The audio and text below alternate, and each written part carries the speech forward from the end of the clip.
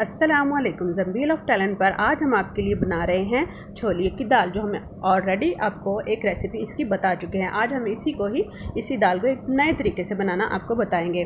उस दिन इन सारी चीज़ों को मैंने कुंडी डंडे में पीस लिया था, लेकिन आज मैंने इन सब चीज़ों को ग्राइंड कर लिया है। ये मेरे पास फ्रीज़ है, इसलिए मैंने आपको ये सारी चीज़ें बता दी हैं। इसे ग्राइंड करें और इसमें बिकॉज ब्लेंडर में पानी डालना पड़ता है, इसलिए इसका पानी ड्राई होने तक मैंने ये नमक मिर्च वगैरह साथ ही डाल दिए हैं, ताकि जब तक पानी ड्राई होगा नमक मिर्च वगैरह भी पक जाएंगे।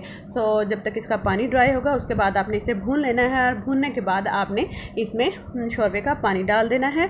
और जितना आप चाहें इसको पतला रखने के बाद इसके ऊपर धनिया डालकर इसको रेडी कर लें। और उसके बाद मैंने बॉइल्ड राइस सिंपल जो हैं चने वाले बनाए हैं बगैर मिर्चों के, तो उसके साथ हमने इसको खाया।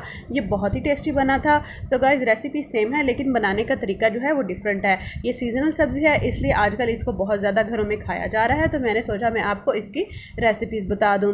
तो गाइस, इसको लाजमी बनाइएगा, इसको खा के कमेंट सेक्शन में बताइएगा कि आपको ये कैसा लगा, बिकॉज़ काफ़ी लोगों के लिए ये रेसिपीज़ न्यू हैं बिल्कुल।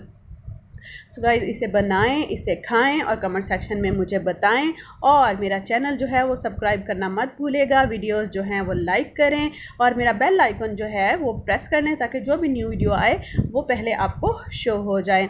सो गाइस, देखें कि ये कितनी यमी है, और ये आपको सिर्फ देखने में ही यमी नहीं है, जब आप बनाएंगे तो आपको और भी ज़्यादा यमी लगेगी। देखिए, हमने राइस के साथ इसको खाया है जो बहुत ही टेस्टी है। Thanks for watching. अल्लाह हाफ़िज़।